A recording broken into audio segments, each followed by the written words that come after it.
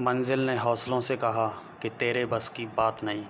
हौसलों ने मंजिल की आंखों में आंखें डाल के बोला, चल झूठी तेरी इतनी औकात नहीं। तो चलिए दोस्तों, दिखाते हैं मंजिल को उसकी औकात। तो आज का आपने थंबनेल देखा होगा। आज हम बात करेंगे राजस्थान स्टैटिक जीके के पार्ट फर्स्ट के बारे में और उसके 10 महत्वपूर्ण प्रश्न। तो चलिए शुरू करते हैं।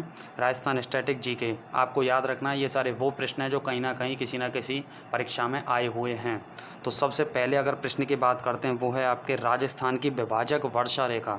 राजस्थान की विभाजक वर्षा रेखा कौन सी है? तो आपको याद रखना है 50 सेंटीमीटर वर्षा रेखा जो अरावली पर्वतमाला के ऊपर से गुजरती है।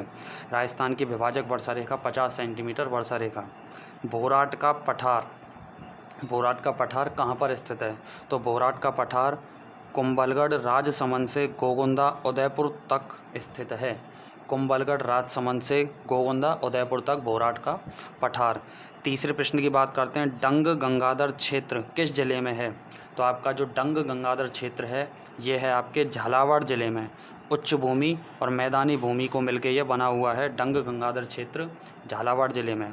इसके बाद अगर बात करें तो अजमेर आने वाला पहला अंग्रेज कौन सा था? अजमेर आने वाला पहला अंग्रेज, तो उसका नाम था सर टॉमस रो।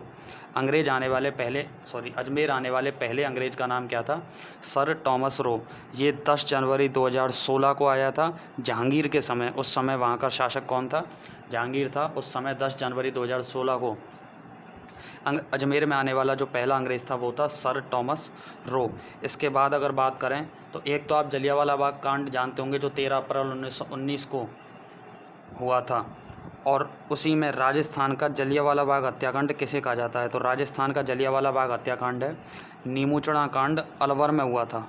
नीमूचड़ा कांड कहाँ पे हुआ था? अलवर में हुआ था। राजस्थान का जलियांवाला बाग कांड इसको कहा जाता है, नीमूचड़ा कांड अलवर में। अलवर के उस समय राजा थे जयसिंह।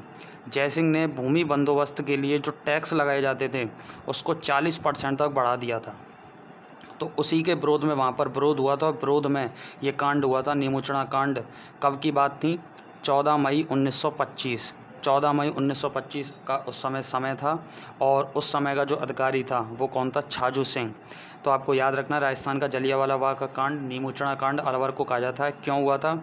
अलवर के उस समय तत्कालीन शासक जयसिंह के द्वारा भूमि बंदोबस्त के लिए जो कर थे उनको 40% बढ़ा दिया गया था, और इसी के विरोध में वहाँ पर ये हुआ था। कब हुआ था? 14 मई 1925 को।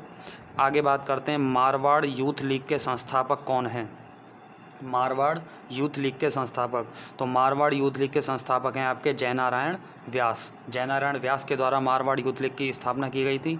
आपको पता होना चाहिए स्थापना की गई थी 10 मई 1931 को। मारवाड़ यूथ लीग की स्थापना 1931 10 मई को की गई थी, और इसी को 27 मई को ही 1931 में ही अवैध घोषित कर दिया गया। मतलब केवल कितने दिन चली? 17 दिन चलने वाली ये यूथ लीग थी, जिसको 10 मई को तो स्थापना इसकी की गई थी, और 27 मई 1931 को क्या कर दिया? इसको अवैध घोषित कर दिया गया। फायरे फायरे किस जनजाति का रणघोष है?